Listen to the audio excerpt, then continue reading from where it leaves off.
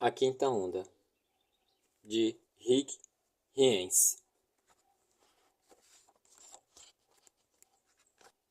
Se alienígenas nos visitassem, acho que o resultado seria semelhante ao obtido por Cristóvão Colombo quando aportou na América, o que não foi muito satisfatório para os americanos nativos.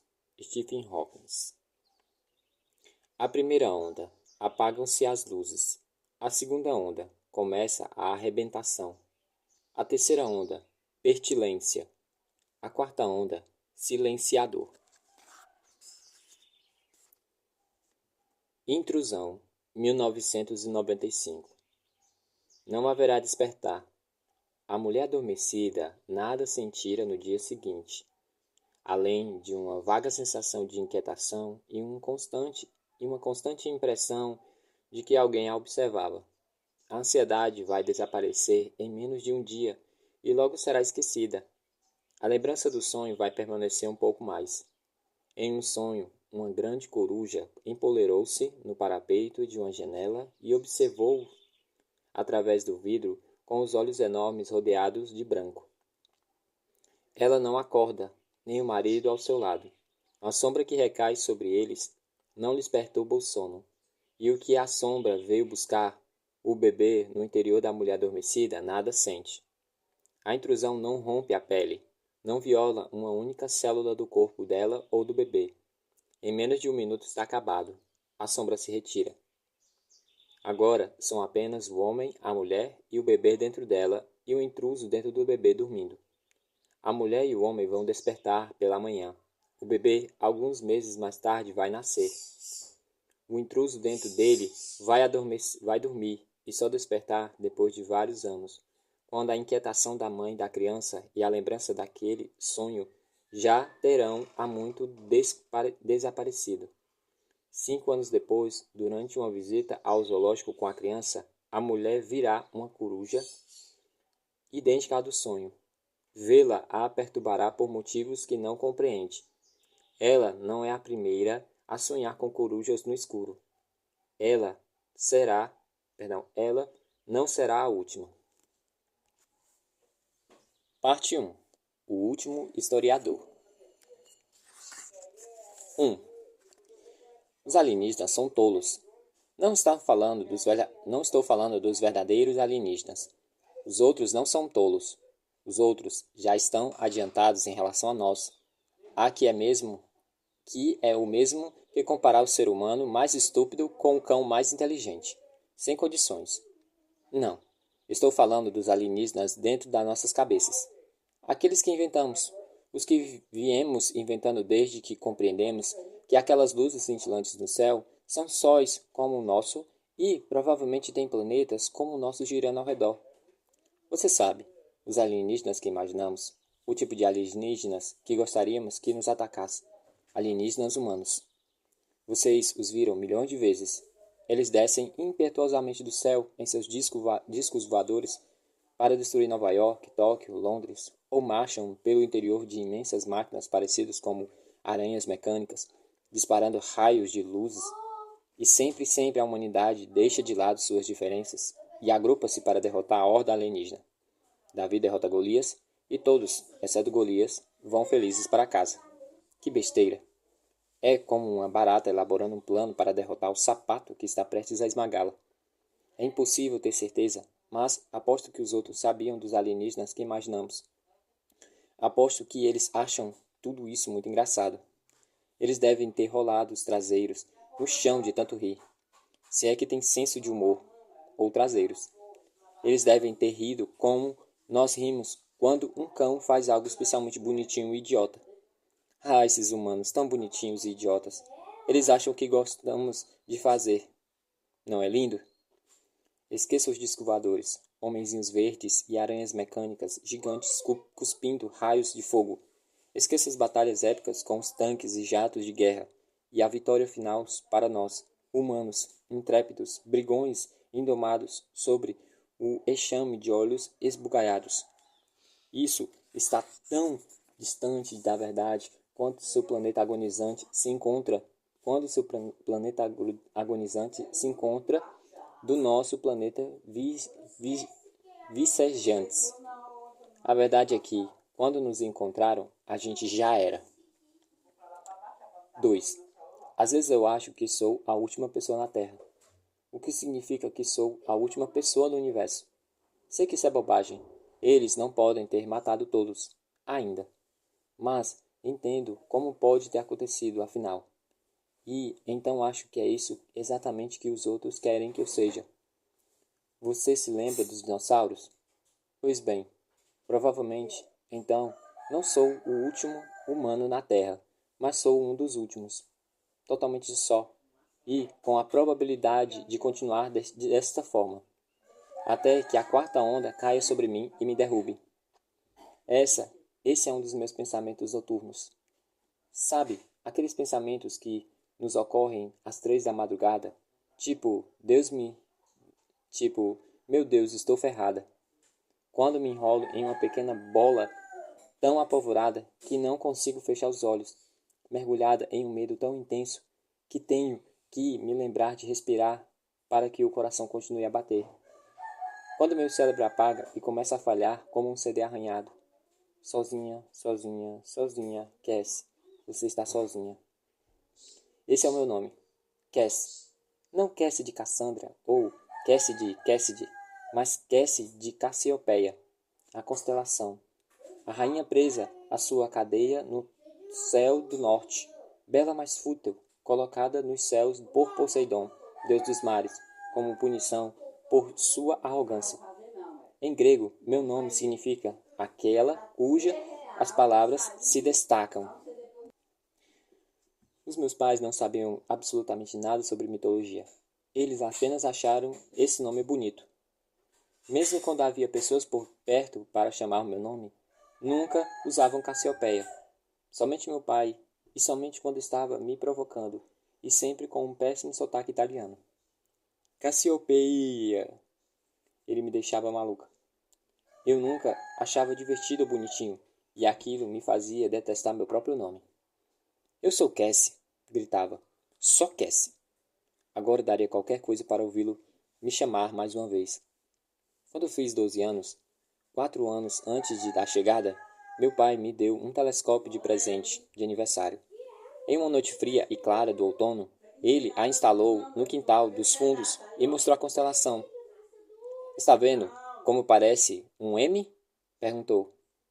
Por que me deram o nome de Cassiopeia, se tem o formato de M? Retruquei. M de quê? Bem, não sei se tem algum significado, respondeu com um sorriso. Minha mãe sempre dizia que essa era sua mulher... Perdão.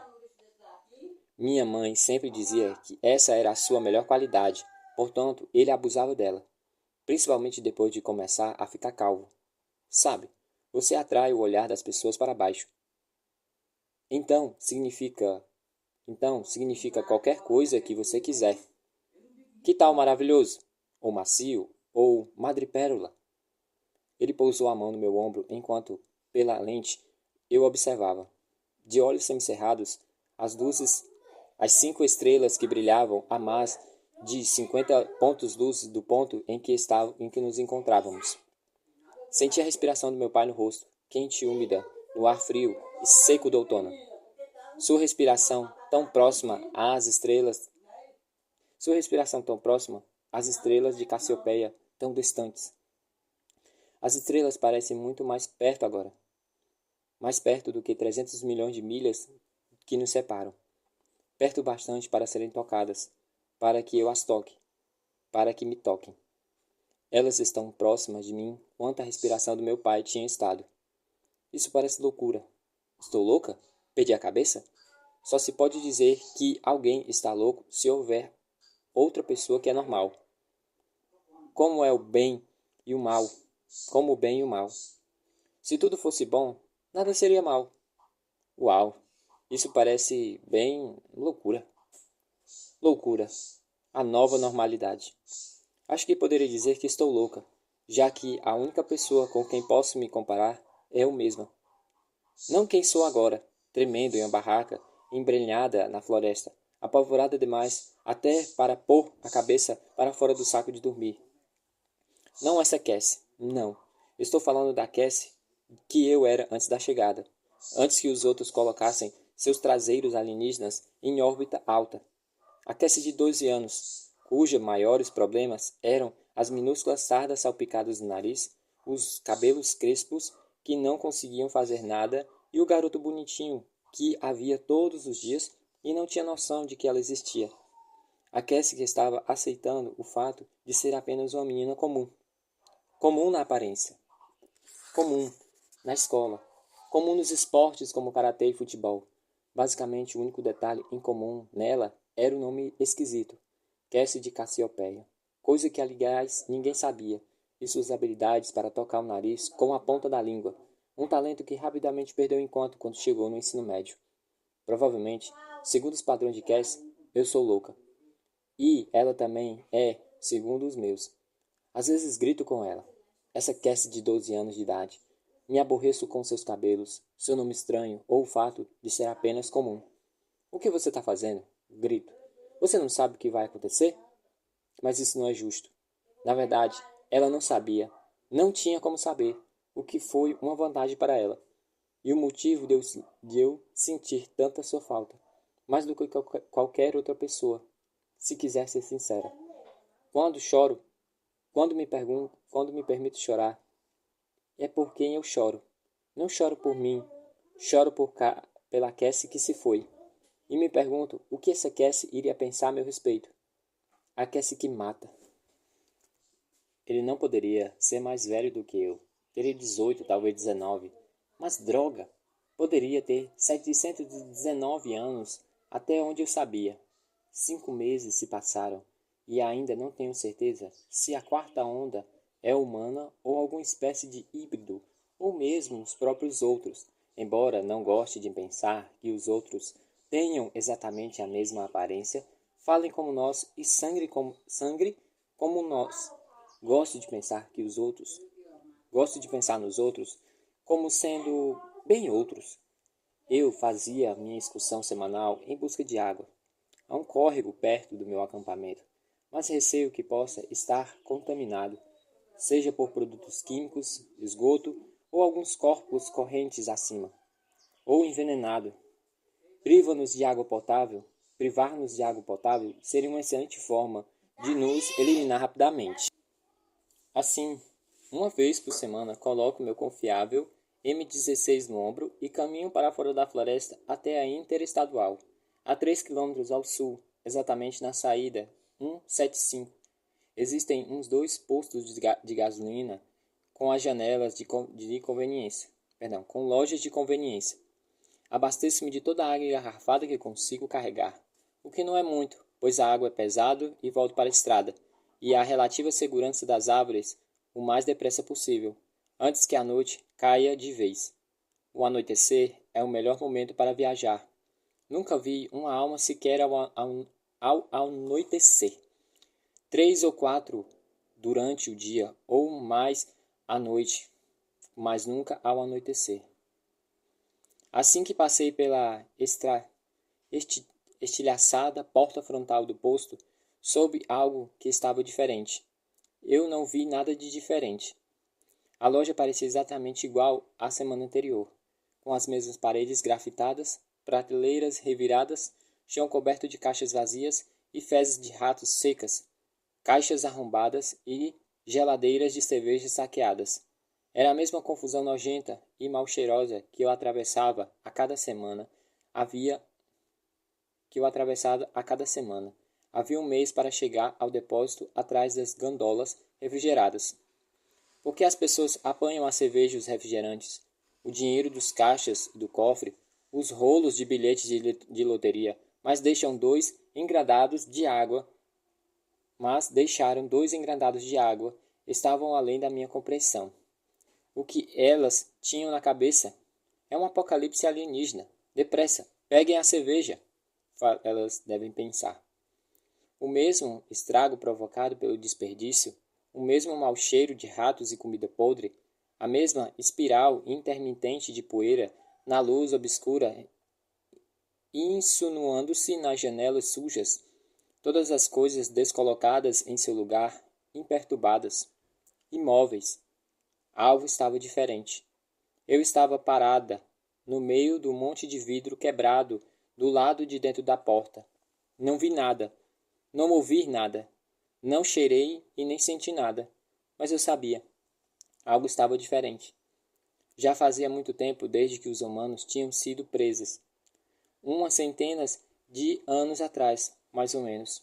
Contudo, enterrada profundamente em nossos genes, a memória permanece. A percepção de galeza, o instinto do antílope. O vento sussurra pela grama. Uma sombra corre entre as árvores. E a pequena voz se faz ouvir e diz: Shh, agora está perto, perto. Não me lembro de ter sacudido o fuzil do ombro. Em um instante, ele estava pendurado nas minhas costas. No outro, ele estava nas minhas mãos. Boca para baixo, gatilho pronto. Perto. Eu nunca tinha atirado em nada maior do que um coelho. E mesmo assim, foi uma espécie de experiência que, para ver realmente,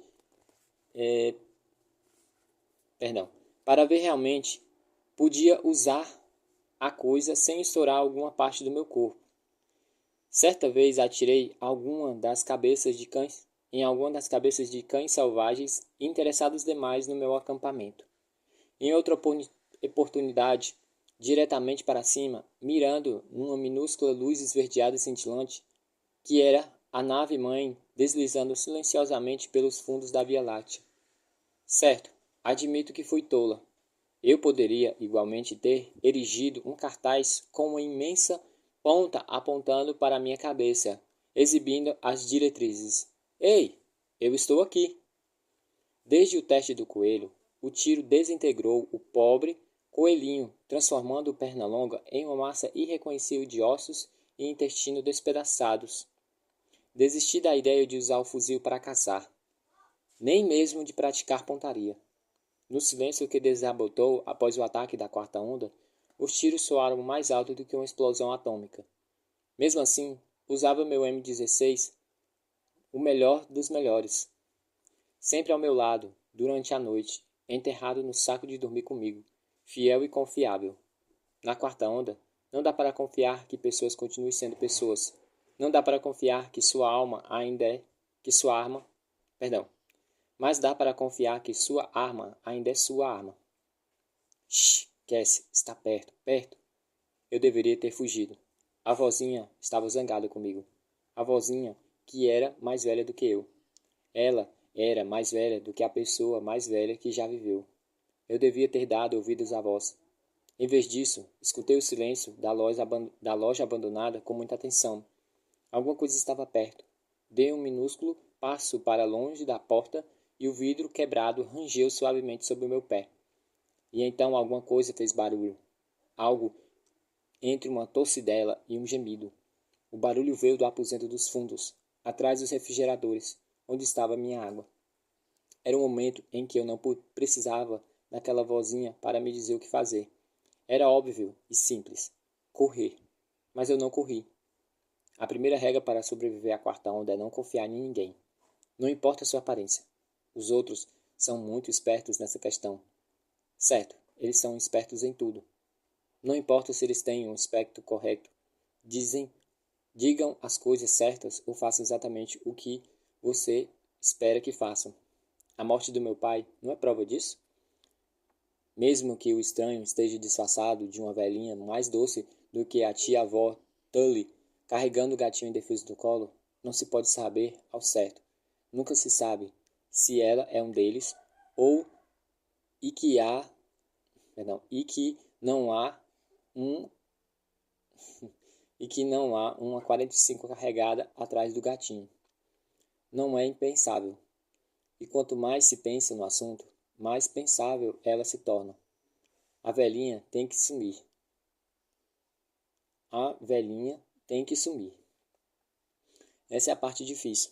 A parte que, se eu pensasse demais nela, me faria rastejar para dentro do saco de dormir, fechar o zíper e morrer lentamente de inanição.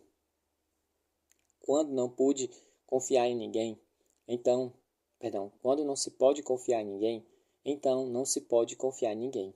É melhor acreditar na possibilidade de que a tia Tully ser um deles do que arriscar a probabilidade de tropeçar em um colega sobrevivente. Isso é assustadoramente diabólico. Esse dilema nos deslacera. Ele facilita em muito a tarefa de nos caçar e erradicar. A quarta onda nos obriga à solidão. Somos minoria. Enlouquecemos lentamente devido ao isolamento, ao medo e à terrível expectativa pelo inevitável. Assim, não corri. Não poderia. Quer fosse um deles, ou uma tia Tully, tinha de me defender meu território. A única forma de continuar viva é ficar sozinha. Essa é a regra número 2. Seguir os soluços com tossidelas. Seguir os soluços com tossidelas, ou tossidelas com soluços, ou qualquer que seja o nome que quisesse dar aos sons, até chegar à porta que levava ao aposento dos fundos. Quase sem respirar, pisando nos calcanhares. A porta estava entreaberta. O espaço largo apenas o suficiente para eu passar ao lado. Havia um engradado de metal na parede diretamente à minha frente. E à direita, o longo corredor estreito que corria ao longo dos refrigeradores. Não havia janelas ali. A única luz era o laranja pálido dos A única luz era o laranja pálido às minhas costas, proporcionando pelo dia que terminava, ainda claro o suficiente para lançar minha sombra no chão grudento. Agachei-me. Minha sombra agachou-se comigo. Não conseguia enxergar através do canto do refrigerador, nem o corredor, mas consegui ouvir quem e o que estava na extremidade oposta, tossindo, gemendo e emitindo soluço gorgolejante. Ou gravemente ferido, ou fingindo estar gravemente ferido, pensei. Ou precisa de ajuda, ou é uma armadilha. Era nisso que a vida na Terra tinha se transformado desde a chegada. Um mundo de dúvidas e incertezas. Ou é um deles, ou sabe que estou aqui. Ou não é um deles e precisa da minha ajuda. De qualquer jeito, ou de outro, eu tinha que me levantar e virar aquele corredor. E me levantei e virei no corredor. 4. Ele se encontrava recostado à parede dos fundos a 6 metros de distância, as pernas longas estendidas, agarrando o abdômen com uma das mãos. Usava roupa de proteção e calçava botas pretas, e estava coberto de fuligem e de sangue vivo. Havia sangue por todo lugar, na parede atrás dele, empoçando no concreto frio debaixo dele, encharcando o uniforme colado nos cabelos. O sangue cintilava, escuro negro, como um breu na semi-escuridão. Na outra mão ele segurava uma arma, e essa arma estava apontada para a minha cabeça. Imitei-o, o revólver dele contra o meu fuzil, dedos apontados nos gatilhos, os dele, os meus. O fato de estar apontando a arma para mim não provava nada. Talvez ele fosse mesmo soldado ferido e pensasse que eu fosse um deles. Ou talvez não. Largue a arma, ele gaguejou. Talvez no inferno, pensei. Largue a arma, grito, ou tento gritar.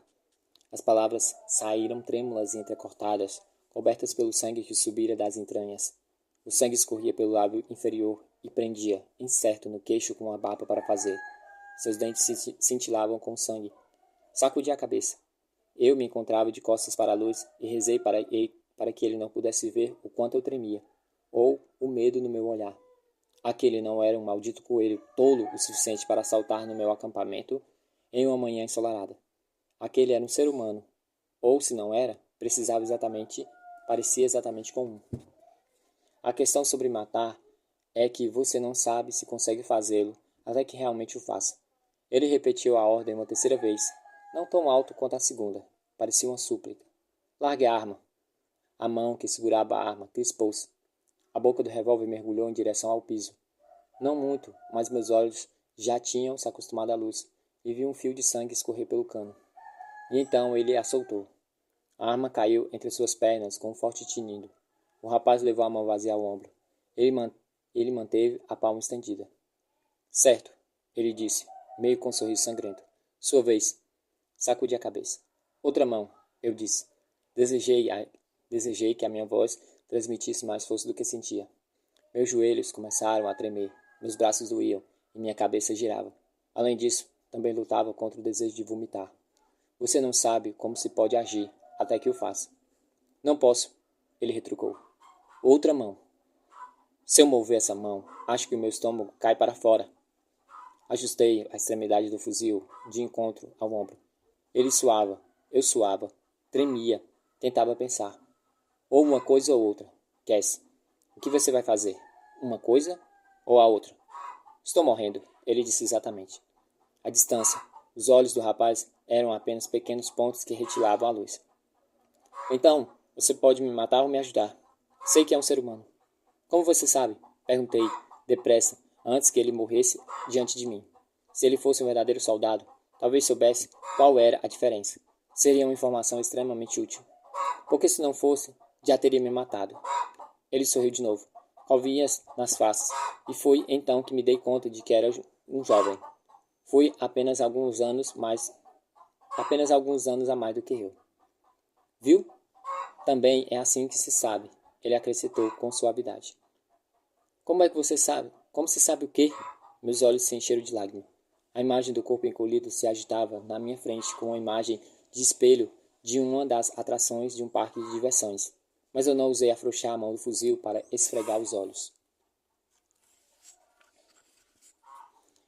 Que eu sou ser humano. Se não fosse, já teria atirado em você.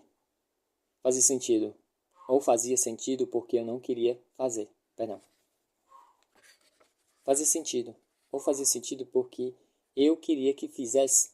Talvez ele estivesse baixando a arma para que eu soltasse a minha. E assim que eu o fizesse, a segunda arma que estava escondendo sobre a roupa apareceria. E a bala iria dizer olá para o meu cérebro. Olá para o meu cérebro. Isso foi o que os outros fizeram conosco. É impossível formar um grupo para lutar sem confiança. E sem confiança não havia esperança. Como livrar a Terra dos seres humanos? Livre os seres humanos de seu senso de humanidade. Tenho que ver a sua outra mão, repliquei. Eu disse. Tenho que ver a sua outra mão, repeti, a voz trêmula. Não podia evitar. Então, ele perde o controle. Então você simplesmente vai ter que atirar em mim, vagabunda. Atire em mim e acabe com isso. A cabeça do rapaz tombou de encontro com a parede. A boca aberta, e um grito terrível de angústia se fez ouvir. Quicou da parede e do chão para o teto, e golpeou meus ouvidos. Eu não soube dizer se ele gritava de dor ou por se dar conta que eu não iria salvá-lo. Ele tinha desistido da esperança, e isso mata. Desistir de ter esperanças mata antes que você morra. Muito antes que você morra mesmo. Se eu lhe mostrar, ele disse, respirando com dificuldade, balançando para frente e para trás no concreto coberto de sangue. Se eu lhe mostrar, você me ajuda? Não respondi. Não respondi porque não tinha uma resposta. Eu estava jogando essa partida num nanosegundo por vez. E então o rapaz decidiu por mim. Ele não ia deixar que eles vencessem. É o que eu penso. Ele não ia parar de ter esperanças. Se eu o matasse, pelo menos ele morreria com uma fração de humanidade intacta. Com uma careta, levanta a mão esquerda devagar. Perdão. Com uma careta, levantou a mão esquerda devagar. Não restava muito do dia. Mal havia luz, e a luz que havia parecia estar se afastando da sua origem, fugindo dele, passando por mim e pela porta semi-aberta. A mão dele estava coberta de sangue meio coagulado, dando a impressão de estar calçando uma luva rubra. A luz intermitente beijou-lhe a mão ensanguentada e tremeluziu ao longo de algo comprido, fino e metálico. O meu dedo voltou ao gatilho, e o fuzil quicou forte contra o meu ombro. O cano escolteou a minha mão, enquanto eu esvaziava o pente de bala. E, de uma grande distância, ouvi alguém gritar. Mas não era o rapaz, era eu. Eu e todos os humanos que foram deixados, se é que alguém havia sido deixado, aos gritos indefesos, desesperançado, porque não entendemos os fatos, porque entendemos tudo errado. Não havia um exame de alienígenas descendo do céu. Não havia um enxame de alienígenas descendo do céu em discos voadores, ou grandes andadores de metal como algo saído de Guerra das Estrelas, ou pequenos ETs enrugados e bonitinhos que só queriam arrancar algumas folhas, comer alguns confeitos de chocolate e ir para casa. Não é assim que termina. Não é assim que não é assim que termina mesmo. Tudo termina conosco nos matando, uns aos outros atrás de fileiras de refrigeradores de cerveja vazios, numa luz mortiça no fim do dia de verão. Fui até o rapaz antes que a primeira luz se fosse, não para conferir se estava morto. Eu já sabia que estava.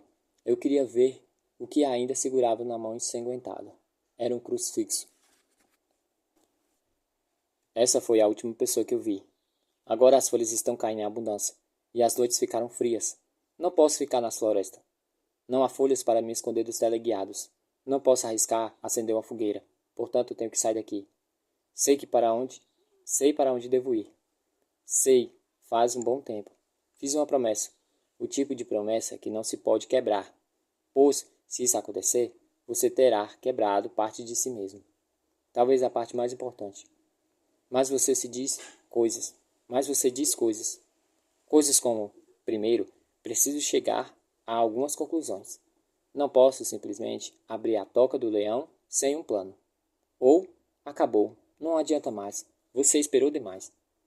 Qualquer que fosse o motivo por ter partido antes, eu deveria ter ido embora na noite em que o matei. Não sei como ele foi ferido. Por mais que estivesse apavorada, deveria ter examinado o corpo dele, mas não o examinei. Acho que ele poderia ter se ferido em um acidente, mas era o mais provável que alguém ou algo tivesse atirado nele. E, se alguém ou algo tivesse atirado nele, esse alguém ou algo ainda estava em algum lugar. A menos que o soldado do crucifixo tivesse andado com ele, ela, eles ou a coisa.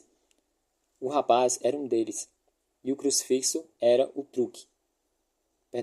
Ou o rapaz era o deles e o crucifixo era um truque, outra maneira que os outros encontraram para confundir nossa mente. As circunstâncias certas da nossa destruição certa.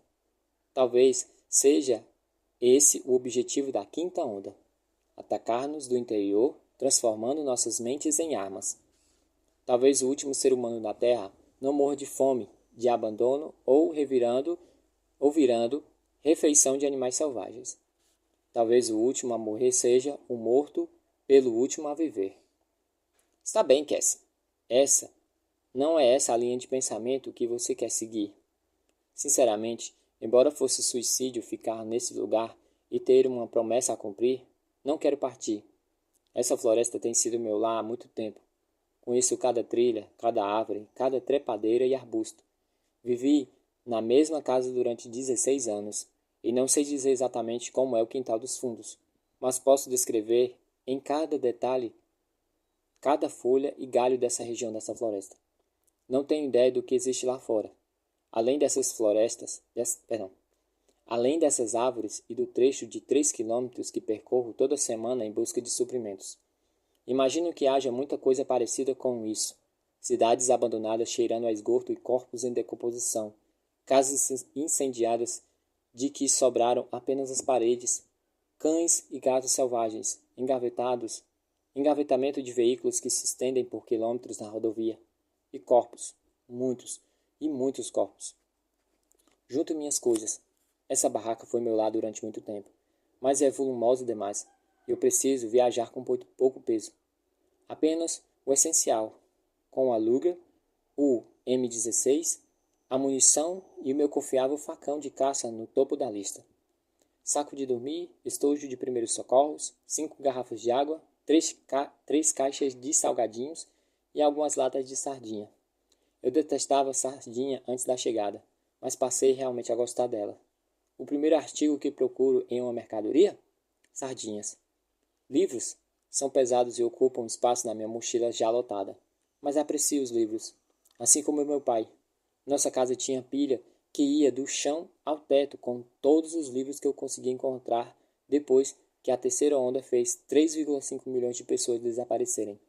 Enquanto o resto de nós buscava água potável e alimentos, e estocava armas para o próximo ataque que sabíamos que ia acontecer, meu pai carregava livros para casa com o carrinho de mão do meu irmãozinho.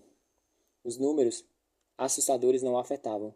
O fato de termos reduzido de 7 bilhões para centenas de milhares de pessoas em 4 meses não abalava sua confiança de que a nossa raça iria sobreviver. Temos que pensar no futuro, esses dias. Quando isso terminar, vamos ter que reconstruir praticamente todos os aspectos da civilização. Lanterna com bateria solar, escova de dentes e pasta. Quando chegar a hora, estou determinada a pelo menos morrer com os dentes limpos. Luvas, 2 pares de meia, roupa de baixo, caixa de sabão em pó, tamanho viagem, desodorante, shampoo. Recuso-me a morrer suja. Veja acima. Absolventes, sempre preocupada com meu estoque e se vou conseguir encontrar mais. Minha sacolinha de plástico cheia de fotografias. Meu pai, minha mãe, meu irmãozinho Sam, meus avós, Lisbeth, minha melhor amiga. Uma de Ben Paris, um dos realmente mais lindos, recortados do livro do ano. Porque Ben era meu futuro namorado, ou talvez futuro marido. Não que eu soubesse. Ele mal sabia que eu existia. Tínhamos alguns conhecidos em comum, mas eu era a garota que ficava em segundo plano, depois de vários obstáculos removidos. A única coisa errada com Ben era a sua altura. Ele tinha mais de 15 centímetros do que eu. Bem, 2 coisas, a altura e o fato de estar morto. Meu celular. Ele foi detonado na primeira onda, e não havia meio de recarregá-lo. As torres de celulares não funcionavam, e mesmo que funcionasse, não havia ninguém para quem ligar. Mas, sabe como é? É o meu celular. Cortador de unhas, fósforos. Não acendo fogueiras, mas em algum momento posso precisar queimar ou explodir alguma coisa. 2 blocos em espiral, pautados com uma capa roxa e outra vermelha. Minhas cores preferidas, assim como os meus diários. Faz parte do lance da esperança. Porém, se eu for a última, e se não houver ninguém para lê-los, talvez um alienígena o faça. E ele vai saber exatamente o que penso deles. No caso de você ser um alienígena e estiver lendo isso, vá se danar. Meu pacote de balas Starburst, já sem sabor laranja. 3 embalagens de balas de menta e meus 2 últimos pirulitos. A aliança de casamento da minha mãe. O velho e maltrapilho urso de Sam. Não, não que me pertença agora. Não que eu fique abraçada a ele ou coisa parecida. Isso é tudo que eu consigo enfiar na mochila. Estranho. Parece ser demais e, ao mesmo tempo, insuficiente. Ainda há lugar para livros. As aventuras de Huckleberry Flynn ou as vinhas da Lira. Os poemas de Silva Plath ou Shel Silverstein. Provavelmente levar Plath não é uma boa ideia.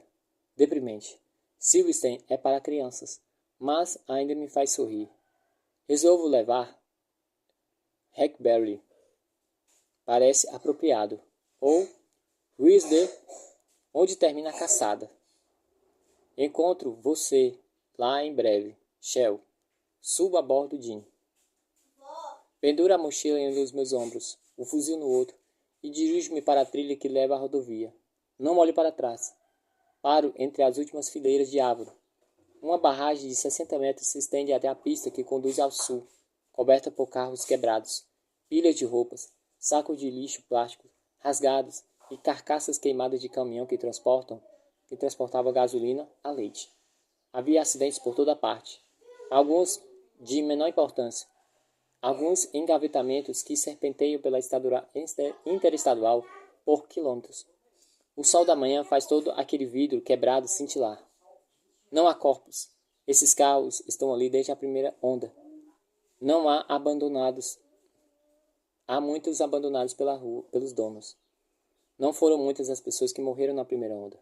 O pulso eletromagnético maciço que cortou a atmosfera precisamente às 11 horas da manhã do 10º dia. Somente cerca de 500.000. Meu pai arriscou. Certo, 500.000 parece ser muita gente, mas definitivamente é só uma gota do mar populacional. A Segunda Guerra Mundial matou centenas de milhões a mais. Centenas de milhões de vezes a mais. E tivemos tempo para preparar para ela. Embora não tivéssemos bem certeza de que estávamos nos preparando. Tivemos 10 dias depois tivemos 10 dias depois que as primeiras imagens de satélite viram a nave-mãe passarem por Marte até o lançamento da primeira onda. 10 dias de ação violenta. A lei marcial, greves brancas nas Nações Unidas, desfiles, festas nas cobertas, chats intermináveis na internet e a cobertura ininterrupta da chegada por todos os meios de comunicação. O presidente dirigiu-se à nação e então desapareceu em um bunker. O Conselho de Segurança convocou uma sessão de emergência secreta, fechando a imprensa. Muitas pessoas simplesmente se mandaram, como os nossos vizinhos, os Majewski. Juntaram seus pertences na tarde do sexto dia. Levaram tudo o que podiam e puseram o pé na estrada, juntando-se ao êxodo em massa para algum outro lugar, pois, por algum motivo, qualquer outro lugar parecia mais seguro. Milhares de pessoas foram para as montanhas, ou para o deserto, ou para pântanos, sabe algum outro lugar. Outro lugar dos Majewski era a Disneylândia. Eles não eram os únicos. Disney quebrou o recorde de público 10 dias antes do ataque pulso magnético. Meu pai perguntou ao Sr. Majewski: então, por que Disneylândia? E o Sr. Majewski disse: bom, as crianças nunca foram. Os 2 filhos estavam na faculdade. Catherine, que tinha vindo de Baylor no dia anterior, perguntou: para onde vocês estão indo? Para lugar nenhum, respondi. E eu não queria ir a lugar nenhum. Eu ainda me encontrava em um estado de negação, fingindo que toda aquela história estranha de alienígenas acabaria se resolvendo, mas não sabia como. Talvez com a assinatura de algum tratado de paz intergaláctico, ou talvez passasse a fim de reconhecer algumas amostras de solo e fosse embora. Ou talvez eles viessem passar férias, como os Majewski indo para a Disneylândia. Vocês precisam ir embora, ela disse. Eles vão atacar as cidades primeiro. Talvez você tenha razão, eu disse. Eles nunca pensariam em dominar Majewski Kingdom. Como você prefere morrer? Ela disparou, escondida debaixo da cama ou em uma montanha russa? Boa pergunta. Meu pai disse que o mundo estava se dividindo em 2 campos, os corredores e os intocados. Os corredores iam para as colinas, a montanha russa. Os intocados cobriam as janelas com tábuas, estocavam enlatados e munição, e mantinha a televisão sintonizada no canal de notícias. Não houve mensagens dos nossos penetras galácticos durante os 10 primeiros dias. Nada de show de luzes, nada de aterrissagem. Novamente, nada de show de luzes, nada de aterrissagem de sujeitos estúpidos de olhos esbugalhados usando macacões prateados no gramado sul da Casa Branca, exigindo ser levados ao nosso líder. Nada de pontas brilhantes, girando e distribuindo em alto volume a mensagem universal da música, e nenhuma resposta quando ouvimos a nossa mensagem. Algo como: olá, bem-vindo à Terra, esperamos que aprecie a estadia. Por favor, não nos matem. Ninguém sabia o que fazer. Imaginamos que o governo talvez soubesse. O governo tinha planos para tudo, de modo que supusemos que teria um plano para o aparecimento de um ET, sem convite, sem aviso, como um primo esquisito de que ninguém da família gosta de falar. Algumas pessoas se intocaram, algumas correram, algumas se casaram, outras se divorciaram, algumas fizeram bebês, algumas se mataram. Nós vagamos como zumbis robóticos, com rostos inexpressivos, incapazes de absorver a magnitude do que estava acontecendo. Agora é difícil acreditar, mas minha família, como a maioria das pessoas, continuou com sua vida como se fosse o fato mais monumentalmente estarrecedor da história da humanidade não estivesse acontecendo bem debaixo do nosso nariz. Meus pais foram trabalhar, Sammy foi para a creche e eu à escola e ao treino de futebol. Era tão normal e era super estranho. No fim do primeiro dia, todos com mais de 2 anos de idade tiveram à vista a nave-mãe de perto, milhares de vezes. Aquele imenso casco cinza esverdeado e cintilante, quase do tamanho de Manhattan, circulando a 400 quilômetros acima da Terra. A NASA anunciou um plano para retirar um ônibus espacial do meio da naftalina para tentar contato. Bom, essa é uma boa ideia, pensamos. Esse silêncio é ensurdecedor. Por que eles vieram de milhares de quilômetros de distância só para nos observar? Que grosseria. No terceiro dia, saí com um garoto chamado Mitchell Phelps. Bom, tecnicamente, nós fomos para o lado de fora. O encontro foi no quintal, dos fundos, de minha casa, por causa do toque de recolher. Ele passou pelo drive-thru da Starbucks a caminho de casa e nos sentamos no pátio, sorvendo nossas bebidas e fingindo que não víamos a sombra de meu pai que andava de um lado para o outro na sala de estar. Mitchell tinha mudado para a cidade alguns dias antes da chegada. Ele se sentou atrás de mim na aula de literatura e cometi o erro de lhe emprestar o marcador de texto. Assim, quando me dei conta, ele me convidou para sair. Porque uma garota que lhe empresta o marcador de texto deve achar que você é um gato. Não sei por que aceitei. Ele não era muito bonitinho e nem tão interessante. E, dedicadamente, não era Ben Parish. Ninguém era, exceto Ben Parish, e esse era todo o problema. No terceiro dia, ou se conversava sobre os outros o tempo todo, ou se tentava não falar sobre ele de jeito nenhum. Eu me inseria na segunda categoria. Mitchell estava incluído na primeira. E se eles forem nós? Perguntou. Não demorou muito após a chegada para que todos os paranoicos em conspiração começassem a tagarelar sobre projetos governamentais sigilosos ou um plano secreto para fabricar uma crise alienígena a fim de usurpar nossas liberdades. Acho que ele ia seguir essa linha de pensamento e gemi. O quê? Ele perguntou. Não estou falando de nós.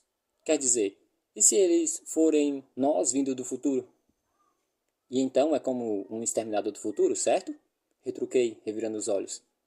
Eles vieram para impedir a revolta das máquinas? Ou talvez eles sejam as máquinas? Talvez a Skynet? Acho que não, replicou ele, agindo como se eu tivesse falado sério. É o paradoxo do avô. O quê? O que raios é o paradoxo do avô?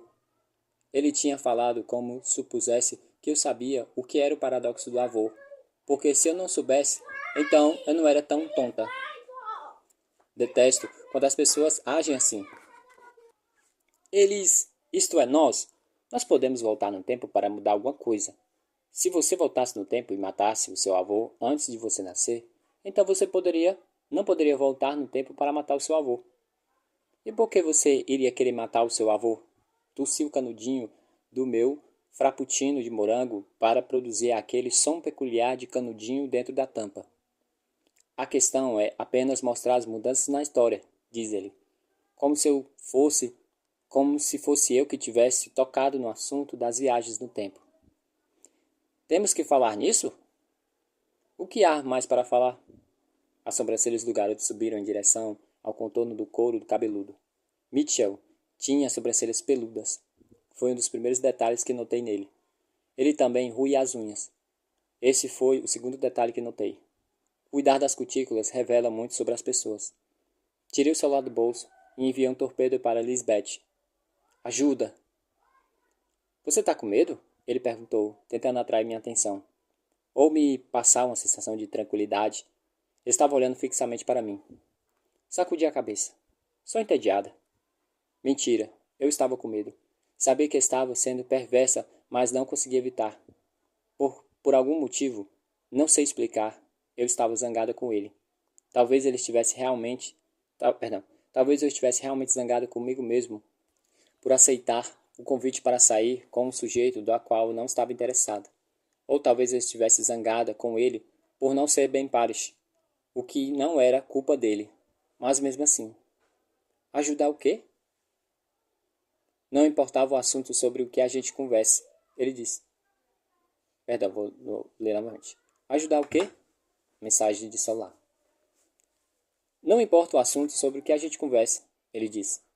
O menino estava olhando para o canteiro das rosas, agitando o resto do café, seus joelhos subindo e descendo com tanta violência sobre a mesa que meu copo balançou.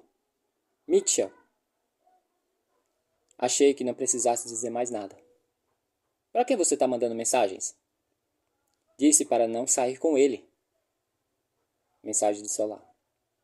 Você não me conhece. Perdão, você não conhece? Respondi. Não sei por que aceitei. Mensagem de celular. Podemos sair a algum lugar? Ele sugeriu. Quer ir ao cinema? Tem o toque de recolher, lembrei ele. Além de soldados e veículos de emergência, ninguém pode estar na rua depois das 9. Tudo para deixar bem com ciúme, né? KKKKK. Foi a mensagem do celular. Você está chateado ou algo parecido? Não, respondi. Eu falei o que era. Mitchell franziu os lábios, frustrado, sem saber o que dizer. Eu só estava tentando deduzir quem eles podem ser, ele falou. Você e todo mundo nesse planeta? Retruquei. Ninguém sabe, e eles não nos dizem nada. E assim todos ficam por aí adivinhando, teorizando, e tudo isso não faz muito sentido.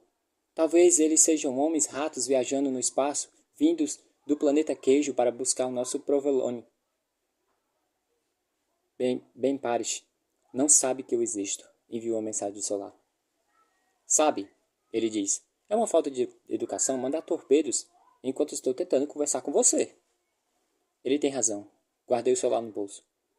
O que está vendo comigo? Perguntei. A velha Cassie nunca teria feito isso. Os outros já estavam se transformando em alguém diferente, mas que tentava fingir que nada tinha mudado, principalmente eu. Você soube? Ele pergunta, voltando diretamente ao assunto que falei que me entediava. Eles estão construindo uma pista de aterrissagem. Eu tinha ouvido falar nisso. No Vale da Morte. Isso mesmo, Vale da Morte. Pessoalmente, acho que não é uma ideia muito inteligente, opinou. Estendeu o tapete de boas-vindas. Por que não? Já faz 3 dias. 3 dias e eles recusaram qualquer tipo de contato. Se fossem amigos, por que não nos cumprimentariam? Talvez sejam tímidos. Enrolo uma mecha do meu cabelo no dedo, puxando com delicadeza a fim de causar aquela dor semi-agradável. Como um garoto recém-chegado, ele diz, sendo garoto recém-chegado. Perdão. Como um garoto recém-chegado, ele diz, sendo o garoto recém-chegado. Ser o garoto novo não deve ser fácil. Achei que deveria me desculpar por ter sido grosseira. Eu fui um pouco mal educada antes, admiti. Sinto muito. Mitchell me lançou um olhar confuso. Ele estava falando sobre alienígenas, e não sobre si mesmo. E então eu digo algo a meu respeito, que também não tinha nada a ver. Tudo bem, ele afirmou. Ouvi dizer que você não sai muito com garotos. Ai! O que você ouviu? O que mais você ouviu? Uma daquelas perguntas cuja resposta não se sabe fazer, mas tem que perguntar mesmo assim. Ele sorveu o café com leite pelo pequeno orifício da tampa de plástico. Não muita coisa. Não saí por aí perguntando. Você perguntou para alguém e lhe disseram que eu não namoro muito? Eu só disse que estava pensando em convidar você para sair e eles disseram: a Cassie é bem legal. Aí eu perguntei: como ela é? E eles disseram que você era legal. Que eu não devia ter muitas esperanças porque você meio que arrastava a asa para o Ben Parish. Eles disseram: quê? Quem falou isso? Mitchell deu nos ombros. Não lembro o nome dela. Foi Lisbeth Morgan. Exigi. Foi Lisbeth Morgan? Exigi enquanto ele pensava. Eu vou matá-la. Não sei o nome dela. Ele insistiu. Como ela é? Cabelos castanhos, compridos, óculos. Acho que o nome dela é Carly, sei lá. Não conheço nenhuma. Ah, meu Deus. Alguma Carly que eu nem conheço sabe de mim e Ben Parish. Ou da audácia de mim e Ben Parish. E se Carly ou alguém sabe disso, todos também sabem. Bom, eles estão enganados, disparei. Não arrasto asa para nenhum Ben Parish. Não importa. Para mim importa. Talvez isso não esteja funcionando, ele disse. Tudo o que digo deixa você entediada ou zangada. Não estou zangada, respondi zangada. Está bem. Então, me enganei. Não, ele estava certo, e eu estava errada de não contar que a Cassie que ele conhecia não era a Cassie que eu costumava ser. Aquece e pré-chegada que não faria mal a uma mosca. Eu estava preparado para admitir a verdade, não só no mundo que tinha mudado com a chegada dos outros. Nós mudamos, eu mudei, no momento em que a nave-mãe apareceu. Comecei a descer por um caminho que iria terminar no fundo de uma loja de conveniência, atrás de alguns refrigeradores de cerveja vazios. Aquela noite com Mitchell foi apenas o início da minha evolução. Mitchell estava certo sobre os outros não pararem de dizer oi. Na noite da primeira onda, o maior especialista em física teórica do mundo, um dos sujeitos mais inteligentes do planeta, foi o que surgiu na tela sobre a cabeça dos falantes. Um dos sujeitos mais inteligentes do mundo apareceu na CNN e disse: "O silêncio não está me estimulando. Não posso pensar em uma razão benigna para isso. Receio que podemos esperar algo mais próximo à chegada de Cristóvão Colombo às Américas do que uma cena de contatos imediatos do terceiro grau. E todos sabemos o que aconteceu com os nativos americanos." Eu virei para meu pai e disse: "Nós deveríamos atacá-lo com armas nucleares", disse bem alto, para ser ouvida acima do som da TV. Papai sempre aumentava o volume durante o noticiário para poder escutar, apesar da televisão de minha mãe na cozinha. Ela gostava de assistir ao canal Discovery enquanto cozinhava. Eu achava a situação da guerra de controles remotos. Cassie, ele ficou tão chocado com os dedos nos pés que... Ele ficou tão chocado que os dedos dos pés se encolheram dentro das meias brancas esportivas. Ele cresceu assistindo Contatos Imediatos, ET e Jornada das Estrelas, e aceitava totalmente a ideia de que os outros tinham vindo para nos libertar de nós mesmos. O fim da fome, o fim da guerra, a erradicação de doenças, a revelação dos segredos do cosmos.